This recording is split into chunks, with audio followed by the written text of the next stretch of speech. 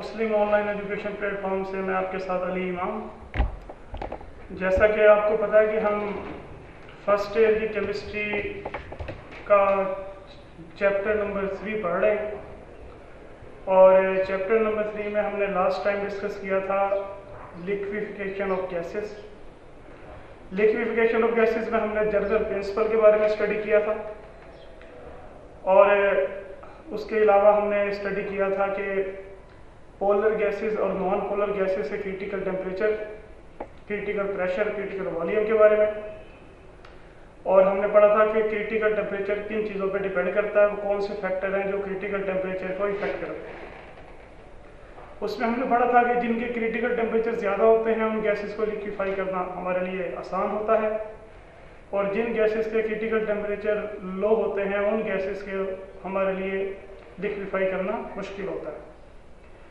तो कल हमने लिक्विफिकेशन के बारे में बेसिक चीज़ें पढ़ी थी। आज हम मेथड्स की तरफ जा रहे हैं कि गैसेस को या एयर को लिक्विफाई करने के मेथड कौन कौन से हैं। तो चलें मेथड्स की तरफ चलते हैं। सबसे पहले तो आपको बताता चलूं कि लिक्विफिकेशन के 3 मेथड्स होते हैं, एक फेराडे मेथड, एक क्लाउड्स मेथड, एक लिंज मेथड। ये जो पहले 2 मेथड हैं ये हमारी एफएससी के सिलेबस का हिस्सा नहीं है, तो हमने इन 2 मेथड्स के बारे में स्टडी नहीं करना। हम लिंज मेथड ऑफ लिक्विफिकेशन के बारे में पढ़ेंगे। ये लिंज मेथड ऑफ लिक्विफिकेशन जो है ये हमारे सिलेबस का हिस्सा है, हम इसको डिटेल से पढ़ेंगे। और लिंज मेथड की तरफ जाने से पहले हम उस बेसिक प्रिंसिपल की बात कर लेते हैं जिस पे लिंज मेथड बेस करता है। बेसिकली जो लिंज मेथड ऑफ लिक्विफिकेशन है ये बेस करता है जॉउल-थॉमसन इफेक्ट के ऊपर। जॉउल-थॉमसन इफेक्ट। जॉउल-थॉमसन इफेक्ट क्या कहता है? जॉउल-थॉमसन इफेक्ट ये कहता है when compressed gas is allowed to expand into region of low pressure it gets cooled। जब हम किसी गैस को जिसे हमने हाई प्रेशर पे कंप्रेस किया होगा हम उस गैस को अलाउ करें कि वो गैस एक्सपेंड करे तो वो गैस ठंडी हो जाती है। जैसा कि आपने डेली लाइफ में तजर्बा किया होगा कि अगर हम बैलून के अंदर एयर भरें, हवा भरें और उसके बाद उसको अपने कान के मुंह के पास लेके आए, आहिस्ता आहिस्ता उसको उसमें से एयर को निकलने दें तो हमें कूलिंग फील होती है। इसी तरह जो सुई गैस वगैरह के पाइप वगैरह होते हैं, जो उनकी नोजल होती है, अगर वहां से हम हल्का सा उसके वाल को ऑन करें तो हल्की हल्की गैस निकल रही होती है, हमें उससे ठंडक फील होती है।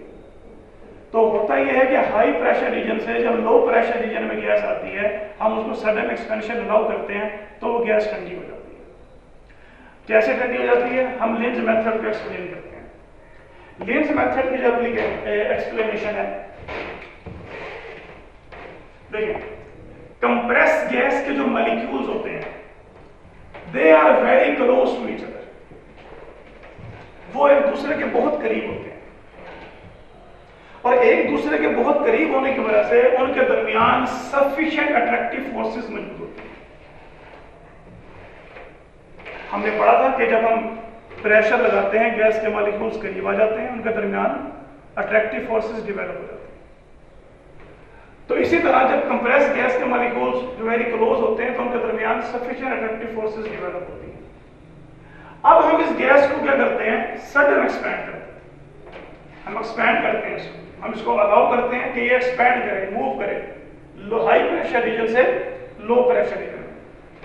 जब हम इसको सडन एक्सपेंशन अलाउ करते हैं then the molecules move apart. Molecule एक दूसरे से दूर दूर जाना शुरू हो जाते हैं, दूर दूर जाते हैं।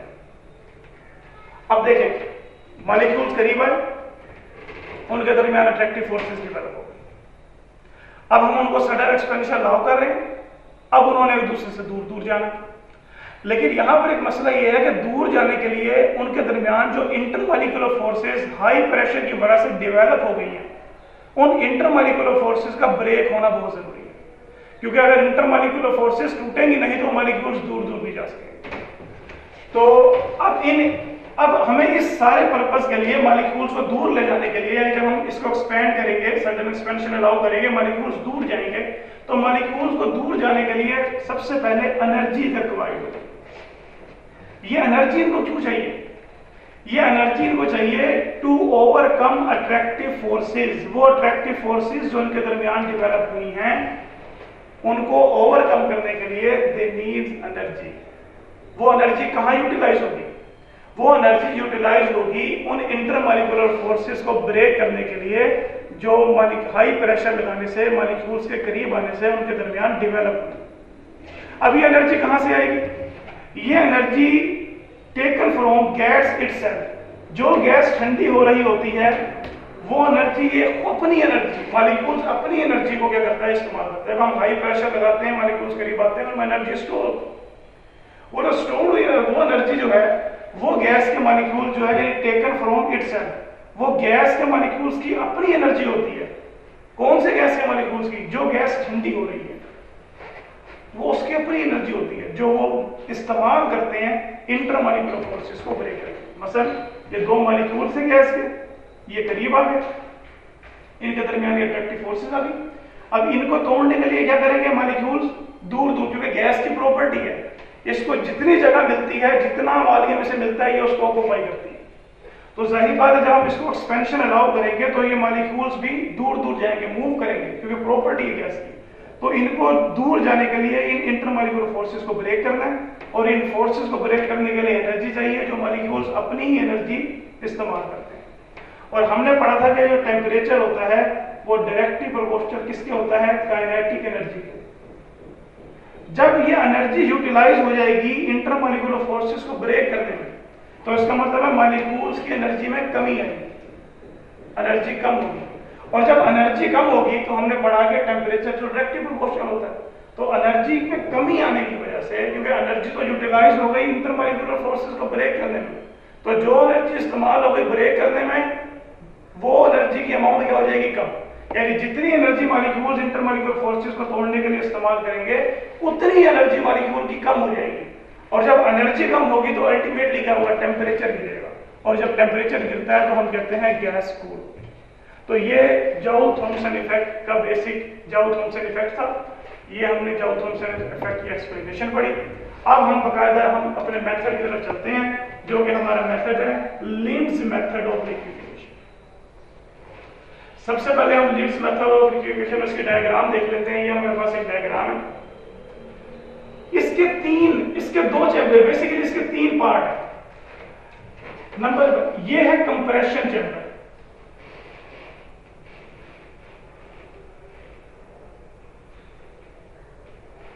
और यहां पर रेफ्रिजरेशन लिक्विड लगा हुआ, यहां पर स्पाइरल ट्यूब लगी हुई है, ये स्पाइरल ट्यूब, और ये हमारे पास एक्सपेंशन चैम्बर है। तो सबसे पहले क्या होता है? हम फ्रेश एयर इनलेट करते हैं, फ्रेश एयर एंटर करते हैं। जब हम फ्रेश एयर यहां से एंटर करते हैं तो ये सबसे पहले कंप्रेशन चैम्बर के अंदर आती है। अब कंप्रेशन चैम्बर का काम क्या है? कंप्रेस यानी दबाना। तो कंप्रेशन चैम्बर में क्या होता है? इस एयर को कंप्रेस किया जाता है। यानी सबसे पहला chamber compression chamber. Compression chamber में जो है एयर क्या होती है? कंप्रेस होती है, यानी हम उसके ऊपर प्रेशर लगाते हैं। कितना प्रेशर लगाएंगे? Up to 200 atm। हम इसको 200 एटमॉस्फेरिक प्रेशर तक कंप्रेस करते हैं। कंप्रेशन चैम्बर के बाद ये गैस यहां से मूव करती है, ऊपर उठती है, मूव करती है, और यहां से ये पहुंचती है रेफ्रिजरेशन लिक्विड में। अब रेफ्रिजरेशन लिक्विड वो लिक्विड जो हम फ्रिज वगैरह में इस्तेमाल करते हैं, लिक्विड अमोनिया भी हम यूज कर सकते हैं। जब ये रेफ्रिजरेशन में से निकले, ये लिक्विड में से पास होगी, तो ये एयर जो है क्या हो जाएगी? मजीद ठंडी हो जाएगी, ये ठंडी हो जाएगी। अब यहां से मूव करते हुए ये स्पाइरल ट्यूब से में पहुंचेंगे। स्पाइरल ट्यूब के यहां पर ये इसका माउथ है, स्पाइरल ट्यूब का। जब ये स्पाइरल ट्यूब से यहां पर पहुंचेंगे तो अप टू 200 atm प्रेशर यहां पर इसका होगा। तो होगा क्या? जब ये यहां से बाहर निकलेंगे तो गैस क्या करेगी? अब देखें यहां पर जो ट्यूब के अंदर प्रेशर है वो बहुत ज्यादा है, लेकिन ये जो कंप्रेशन, ये जो एक्सपेंशन चैम्बर है, इसके अंदर जब गैस, ये यहां पर प्रेशर जो है ये लो प्रेशर है, यानी हाई प्रेशर रीजन से basically air low pressure region में आ रही है।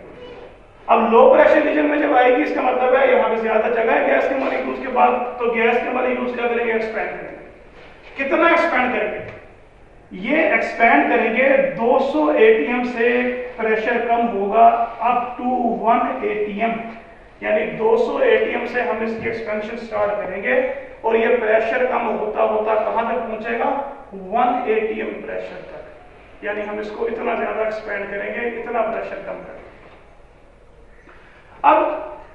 अब ये गैस जो एक्सपेंशन चैम्बर में आई है, ये गैस ठंडी है, बहुत ज्यादा ठंडी है, इसकी एनर्जी बहुत ज्यादा, क्योंकि मॉलिक्यूल जब सब एक्सपैंड करेंगे उनकी एनर्जी कम होगी, टेम्परेचर कम होगा। अब ये जो एयर है, ये गैस वापस हम यहां से मूव करती है और ये दोबारा इसको हम कंप्रेशन चैम्बर के अंदर भेज देते हैं। अब कंप्रेशन चैम्बर में यहां से ये कूल एयर आई और यहां से फ्रेश एयर आई, तो यहां से जब ये दोनों मिलेंगी तो ये जो फ्रेश एयर है इसका पहले ही टेम्परेचर क्या हो जाएगा, कंप्रेशन चैम्बर में कम हो जाएगा और कंप्रेशन चैम्बर में ये मजीद कंप्रेस होगी और उसी तरह ये सारा प्रोसेस रिपीट होगा। जब ये 1-2 बार प्रोसेस 3 बार रिपीट हो जाएगा तो फिर क्या होगा, तो फिर हम आ जाएंगे कोलेप्शन की तरफ कि इसको करेक्ट कैसे करते हैं। ये प्रोसेस बार बार रिपीट होगा और जो गैस, जो एयर, जो भी एयर, जितनी भी अमाउंट एयर की लिक्विफाई होगी वो यहां हमारे पास बॉटम ऑफ द चैम्बर, जो कोलेप्शन चैम्बर है उसके बॉटम में इकट्ठी होना शुरू हो जाएगी और जो नहीं होगी लिक्विफाई वो दोबारा वापस यहां मूव करेगी, कंप्रेशन चैम्बर में जाएगी, प्रोसेस दोबारा रिपीट होगा। तो हर मर्तबा जो लिक्विफाई होगी एयर वो यहाँ इकट्ठी होनी शुरू हो जाएगी और जो लिक्विफाई नहीं होगी वो दोबारा कंप्रेशन चैम्बर में, और ये प्रोसेस बार बार रिपीट होता रहेगा। The liquid air is collected at the bottom of expansion chamber. हम एक्सपेंशन चैम्बर के जो बॉटम में लिक्विड एयर जो है इकट्ठी होना शुरू हो जाएगी। एक इंपॉर्टेंट चीज याद रखें कि हीलियम और हाइड्रोजन, इन दो गैसेस को इस मेथड से लिक्विफाई किया नहीं जा सकता। उसकी वजह यह है कि ये दोनों गैसेस जो इनके क्रिटिकल टेम्परेचर वेरी लो, इनके क्रिटिकल टेम्परेचर बहुत कम होते हैं। जितना क्रिटिकल टेम्परेचर कम होता है लिक्विफिकेशन उतनी मुश्किल होती है, जितना क्रिटिकल टेम्परेचर ज्यादा होता है लिक्विफाई करना हमारे लिए उतना ही आसान हो जाता है। तो वेरी लो क्रिटिकल टेम्परेचर के होने की वजह से हम लिंस मेथड से इतना टेम्परेचर अचीव नहीं कर पाते, यानी इनके जो क्रिटिकल टेम्परेचर है गालबन जो हाइड्रोजन का है मुझे याद पड़ता है -257 डिग्री सेंटीग्रेड के डाउन अबाउट है, तो इतना कम टेम्परेचर जो है वो हम लिंस मेथड से अचीव नहीं कर सकते। अब अगला सवाल ये है कि इनकी क्रिटिकल टेम्परेचर होने की, कम होने की रीजन हमने पढ़ा था कि पोलर गैसेस की क्रिटिकल टेम्परेचर हाई होते हैं, साइज अगर बड़ा हो तो क्रिटिकल टेम्परेचर हाई होता है। अब हीलियम और हाइड्रोजन का साइज छोटा है, साइज छोटा होने की वजह से पोलराइजेबिलिटी कम होती है, साइज छोटा, पोलराइजेबिलिटी कम होने से हीलियम और हाइड्रोजन के मॉलिक्यूल्स इनके दरमियान वेरी वीक इंटरमॉलिक्यूलर फोर्सेस मौजूद होती है।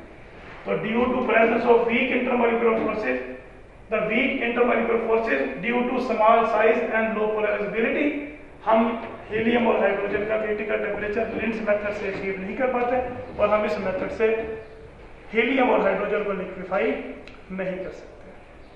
तो स्टूडेंट्स ये था हमारा method of liquefaction of gases, हमने इसमें लिंस मेथड को स्टडी किया। नेक्स्ट हम इस चैप्टर में जो पढ़ेंगे बड़ा इंपॉर्टेंट टॉपिक है नॉन आइडियल बिहेवियर को डिस्कस करेंगे। इंशाल्लाह अभी के लिए इतना ही, नेक्स्ट लेक्चर के लिए खुदा हाफिज़।